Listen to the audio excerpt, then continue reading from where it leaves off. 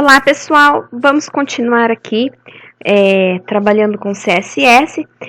Na última videoaula eu comecei a falar sobre posicionamento. Então a gente está aprendendo aí alguns valores possíveis para o atributo position, né? Como lidar com ele.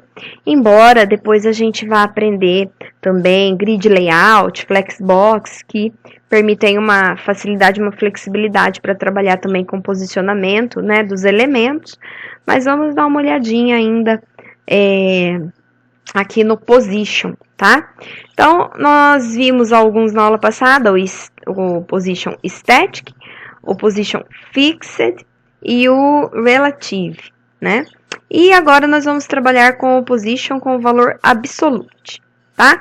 Só para fazer uma comparação aqui com o relative, olha só, lembrando dessa pequena imagenzinha aqui, o que eu expliquei para vocês, né? O posicionamento relativo é relativo à posição natural daquele elemento na página, ou seja, a posição em que ele foi colocado via HTML. Então, se nós pensarmos aqui, ó, temos um parágrafo, aí inserimos aqui uma div ou uma imagem e aqui um outro parágrafo. Onde está essa linha pontilhada seria a posição original, sem ter manipulado essa posição via CSS, nada aqui, nenhuma manipulação do posicionamento, seria a posição original, natural, desse elemento aqui, uma div, uma imagem, qualquer elemento que fosse, né? Já essa imagem aqui do pezinho, né, seria o posicionamento relativo, onde eu teria setado position como relative, e mexido aqui nas propriedades, por exemplo, left e top aqui, né, para manipular essa posição. Então, é a posição relativa à posição natural. Isso nós vimos na aula passada. Já no posicionamento absoluto, a posição do elemento, ela vai ser tratada em relação ao espaço mesmo aqui da página, né, ou a um elemento ancestral com o position diferente de static, ou seja, elementos que eu tenha, parágrafo, div, outra imagem, qualquer elemento que seja, que eu mudei via CS, o atributo position, para qualquer um que não seja o static, e esse elemento seja ancestral ao que eu estou manipulando com o absolute, né? Então, nós vamos ver alguns exemplos aqui. Tá, e para trabalhar com o absolute, eu também tenho aqui os valores de left, top, right e bottom para setar, ok? Bom, eu vou mostrar para vocês aqui um exemplo, tá? Então, nós vamos criar um HTML aqui, basiquinho, com essas 4 divs. Então, a div 1, div 2, div 3, colocadas no HTML sem manipulação do posicionamento, né? E aqui a div 4, que é interna à div 3. Então, a div 3 é ancestral a essa div 4, né? Vamos dar uma olhadinha no HTML. Depois, o que eu quero fazer? Eu quero que a gente mude o posicionamento delas, deixando dessa forma, né? Então, a div 1 vai ser colocada aqui, a div 3 vai ficar nesse canto, com a div 4 ainda, né, ó, interna a ela, e a div 2 no centro da página, tá? Então, primeiro vamos dar uma olhadinha no HTML para montar isso daqui. Então, olha só. Aqui é um HTML normal, né? Vamos descer aqui, ó. Dentro do body, eu coloquei aqui, ó, div 1, a div 2. Opa, arrastei aqui sem querer. A div 2, a div 3, né, ó, está começando aqui e fecha aqui. Dentro dessa div 3, eu coloquei também a div 4. Tá? Então, ela está interna a div 3. Lá, eu estou chamando para cada uma dessas divs, exceto para a div 4, eu estou chamando aqui, né, falando que é para usar a classe div para formatá-las. O que a classe div faz? Está setando a largura e a altura dessas divs para 200 pixels, cor do texto branco e alinhamento do texto centralizado, né? Então, é o que nós temos aqui, as 3 divs centralizadas, texto branco, né, centralizado, e com a mesma largura e altura, 200 por 200, tá? E depois eu fiz a classe div1, setando a cor, div2, div3 também, setando a cor de cada uma, por enquanto apenas isso. E a div4, que é menorzinha, né? Largura e altura de 100 pixels e fundo amarelo, que é essa daqui interna, a div3, tá? Então, isso daqui tudo já é para nesse momento ser tranquilo para vocês. Não mexi com nada de posicionamento, apenas largura, altura e cor aí dessas divs, né? Então, isso originou essa pagininha aqui, tá certo? Bom, como é que eu vou fazer agora transformar nisso daqui, né? Então, a gente vai começar. Eu vou fechar esse aqui. Então, nós temos aqui a parte 2 desse código, tá? O que eu vou fazer aqui com a parte 2 desse código, então? Eu vou até copiar o 1 aqui, porque o 2 eu já fui alterando, né? Então, eu vou copiar aqui, olha. A parte 2, vou copiar de novo aqui o mesmo código da parte 1. Vou abrir em outra janela para a gente não perder de vista qual é o objetivo, né? Que é esse, ó. Então, ele tá desse jeito, tá certo? Primeira coisa que eu vou fazer, eu vou setar para div1 position absolute. O que vai acontecer? Vamos dar uma olhadinha aqui, ó. Olha só, ela está assim. Vocês vão ver que vai acontecer o seguinte, olha. A div2 sumiu e a div1 continuou aqui. O que acontece? Quando eu uso position absolute, é como se eu criasse um novo contexto para a página. O que é esse novo contexto? Vamos falar que é uma nova camada, né? Então, essa div1, ela está numa nova camada. E lá, na camada anterior onde ela estava, o espaço que ela ocupava foi liberado. Então, a div2 subiu. Ela está embaixo da div1. Vamos fazer a prova disso.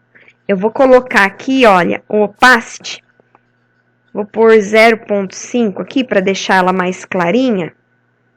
E aí vocês vão ver que a div2 está embaixo. Tá vendo aqui, ó?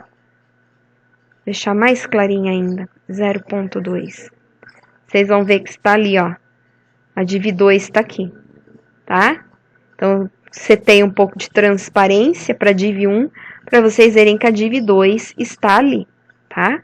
Então, eu vou tirar o opacity, vou deixar assim. Bom, então, agora eu quero jogar a div1 aqui para esse canto, né? Como é que eu vou fazer? Então, eu tenho as propriedades top, bottom, left, right. Eu vou zerar o meu right, ou seja, essa margem toda aqui à direita, eu vou zerar, com isso ela encosta aqui no canto direito, certo? Então, eu vou colocar 0 aqui à direita.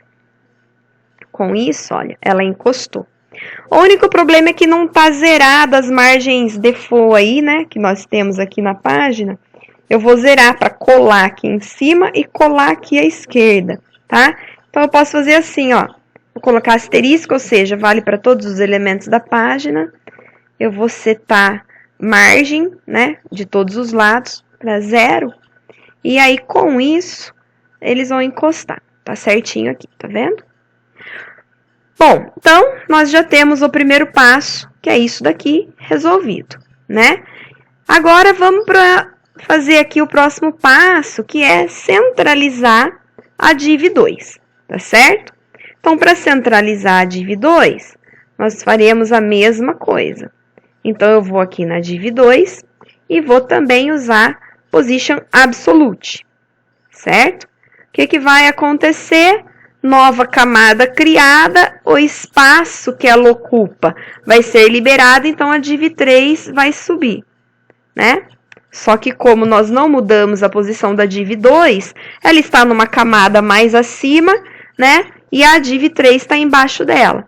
Para tirar a prova, podemos de novo aqui usar o opacity, deixar ela com uma certa transparência, e aí nós vemos que ela está ali embaixo, tá? Então, ela não sumiu, ela apenas está numa camada inferior e tá por baixo, né? Bom, até aqui tudo bem. E para centralizar, né? Eu posso usar aqui, por exemplo, um left ou um right de 50%, né? Mas o que vai acontecer? Eu até coloquei aqui para vocês uma observação, depois eu vou jogar o código aqui com os comentários, tá? Mas olha só, eu vou colocar assim, ó, left 50%, né? Por que em percentual? Porque aí, se o dispositivo usa uma tela menor, vai ser os 50% da tela menor, né? Mas olha só, que é isso aqui que eu digo, né? 50% dessa tela, 50% dessa tela. Mas vocês vão perceber que não tá no centro, né? Porque se eu usei left, olha o comentário que eu vou colocar aqui para vocês, ó. Eu vou deixar aqui, ó. Não centraliza porque eu uso o lado esquerdo da div como referência e não o seu centro. Então, o que ele está fazendo? Ele está considerando esse lado, que é o left, para fazer os 50%. Então, ele empurrou considerando essa margem. Se eu usar right, ele vai usar como referência essa margem. O certo é usar o meio da div como referência para fazer essa centralização. Então, o que eu vou fazer? Nós temos uma propriedade do CSS, que é a propriedade transform. E um dos valores que eu posso usar para a propriedade transform é o uso da função translate. Translate é transladar, movimentar o elemento, né? E eu posso movimentar o elemento tanto no eixo X quanto no eixo Y. E aí, eu vou informar, vou colocar aqui, olha, a propriedade transform com o valor, ó, translate x, tá certo? E eu posso falar aqui para ele movimentar 50, em relação a 50% do tamanho da minha div, metade do tamanho dela. Né? Então, eu já desloquei aqui, considerando aqui essa margem, essa lateral, essa borda, mas eu quero que ele ainda dê uma movimentada aqui, né, considerando a metade aqui do tamanho da div, para ele vir um pouco mais para cá. Eu sei que essa div tem 200 pixels, então eu poderia informar aqui dentro 100 pixels, né? Mas, e quando essa tela for menor? Esse movimento de 100 pixels pode ser muito. Então, eu vou usar esse valor em percentual, que é o 50%. E aí, se eu colocar menos, é 50% à esquerda, mais é 50% à direita, que seria sem informar aqui nenhum sinal. Então, eu quero que ele volte 50% do tamanho da div à esquerda. Então, ele vai fazer isso daqui para mim. Ó. Agora sim, está centralizadinho. Né? O que eu vou fazer agora? Eu quero centralizar aqui, na vertical. Para centralizar na vertical, eu vou fazer a mesma coisa. Olha só, eu coloco aqui top, 50%. Mas vamos saber aqui, né, ó, que não vai ser 50% porque ele fez 50% a partir do topo da div. Então, eu quero que ele volte um pouquinho aqui em relação a 50% do tamanho da div. E aí, a mesma ideia, se eu informar o tamanho em pixels, metade aqui, que é 100, vai funcionar nessa tela. Quando eu reduzir aqui, não é 100, né? Então, tá vendo que aqui que nós usamos percentual, ó, ele ajustou, independente do tamanho da tela, né? Então, vamos fazer aqui a mesma ideia, só que agora é translate y, né? Então, eu já estou aqui com a propriedade transform, né? Eu só vou acrescentar aqui para usar agora o translate y e também, né, menos 50%, que é para cima, 50% positivo é para baixo. Opa! Acho que eu gerei uma cópia aqui sem querer. E aí, ele subiu aqui 50% do tamanho da div, movimentou isso e ajustou para a gente direitinho, né? Então, agora, se eu diminuo a tela, isso também se ajusta adequadamente. certo? Bom, o que está faltando agora? Olha só, a nossa div 3, ela já está posicionada onde nós queremos, que é aqui nesse canto, né? Mas a div interna eu quero centralizar assim também. Então, nós podemos usar essa mesma ideia daqui, nós podemos usar ali dentro, né? E aí, o que vai acontecer? Eu posso, aqui, da mesma forma, setar, né, os posicionamentos aqui dentro. Então, a div 4, se eu usar um posicionamento absoluto, vai ser absoluto em relação à div 3, né? Então, eu vou colocar aqui, olha, position absolute, né? E se eu atualizar agora, é claro que ainda não vai ficar como a gente quer, né? Ó, não mexeu nada, né? Então, a div 4 está com posicionamento absoluto, eu posso até copiar isso daqui, ó. Porque agora é 50%, vou tirar o comentário, já está ali em cima, 50%, né, do tamanho dela, e o transforme aqui, a gente vai fazer em relação à div 3, né? Então, aqui, quando eu atualizo, ela veio para cá. Por quê? Porque eu não setei a div 3 também com um posicionamento diferente de static. Se a gente olhar aqui o slide, ó, é colocada em uma posição relativa, a posição do elemento HTML ancestral mais próximo com position diferente de static. Lembrando que quando eu não informo nenhum position, ele assume static. Então, eu tenho que colocar aqui, olha, para ele considerar que o elemento 4 está sendo posicionado em relação a ele aqui, né, ó, já que ele está aqui dentro, mas eu tenho que mudar para que ele seja diferente de static. Eu vou colocar absolute mesmo aqui. Eu não preciso mudar ele de posição. Então, ele está aqui. Poderia ser relativo? Poderia também. Qual que é a diferença? Colocando absolute, eu também criei um novo contexto para essa div. Como nesse momento eu não tenho nenhuma outra div atrás, o que eu precise reposicionar, eu posso manter o absolute, né? Mas, se eu colocar o relative aqui, eu tenho mais certeza aqui do que vai acontecer com a página. Mas, nesse caso, qualquer um dos dois funciona, porque eu não tenho mais nenhuma div aqui para movimentar, ela pode ficar aqui nesse cantinho, né? Então, o que acontece? A div 4, lá no HTML, ela está dentro da div 3. Para que essa formatação dela de posicionamento seja feita considerando a div 3 como elemento ancestral, como o pai dela, eu preciso fazer com que ela tenha position absolute, né? Então, ela vai se posicionar dentro desse elemento, mas desde que ele seja tenha qualquer position diferente do static, que é o padrão, né? Então, ele tem que ser position absolute, relative, fixed, para daí ele conseguir também se posicionar fazendo tudo relativamente à posição da div 3, que é a ancestral dela. Tá certo, pessoal?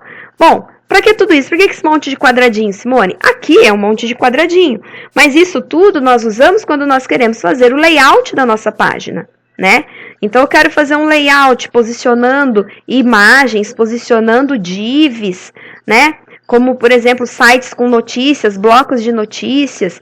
Eu posso fazer todo esse trabalho aqui e olha aqui, já está considerando diferentes tamanhos de tela, ou seja, já estamos nos preocupando, usando a questão de percentual, nos preocupando também aí, de certa forma, com a responsividade, tá? Ah, Simone, tem formas mais fáceis de fazer isso? Tem, Flexbox, Grid Layout, outras coisas que nós veremos, mas em alguns momentos nós podemos ter a necessidade de trabalhar com o Position dessa forma, e aí é interessante que vocês saibam.